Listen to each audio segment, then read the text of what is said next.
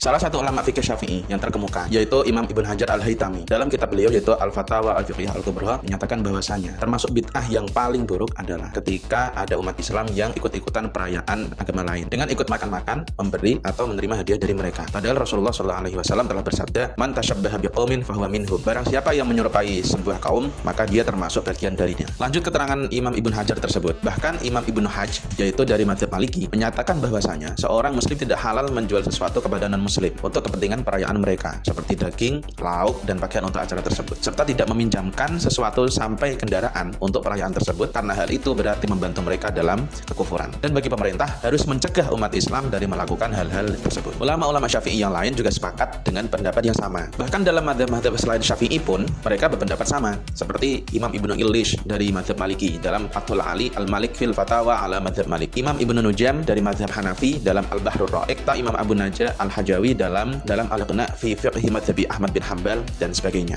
Nah, dari keterangan-keterangan tersebut jelas sekali bahwasanya ulama-ulama mazhab 4 sepakat tentang keharaman muslim mengikuti perayaan agama lain. Pemerintah wajib melarang umat Islam agar tidak melakukan hal tersebut. Maka disayangkan sekali bahwasanya Kementerian Agama berencana untuk membuat perayaan Natal bersama di Kementerian Agama, yang mana jelas sekali hal ini akan melibatkan dan mengundang masyarakat yang beragama Islam untuk mengikuti acara tersebut. Beberapa tahun yang lalu perayaan Natal bersama seperti ini itu hanya terjadi di kampus-kampus khususnya, dan sayangnya dimotori oleh kampus-kampus Islam seperti STAIN, IAIN, dan UIN sebagai bagian dari proyek liberalisme dan pluralisme. Nah, itu pun tidak dilakukan secara terang-terangan dan masif karena banyaknya ulama dan kiai yang masih menolak hal tersebut. Namun jika perayaan Natal bersama ini dilakukan oleh Kementerian Agama sebagai manifestasi keagamaan skala nasional, maka hal ini akan berbahaya karena bisa menjadi dalih atau alasan bagi lembaga-lembaga di bawahnya untuk melakukan kegiatan yang sama. Kalaupun alasannya soal toleransi dan keutuhan bangsa, maka menurut data tahun 2024, konflik SARA yang ada di Indonesia ini nilainya hanya 27,4% dibanding dengan kasus lain yang lebih dari 50%, seperti lapangan pekerjaan 77,9%, korupsi 73,3%, pangan dan stabilitas harga 66,8%, dan seterusnya. Laporan Jurnal Tasfiqul Afkar milik Lakbisdam NU tahun 2023 juga menunjukkan data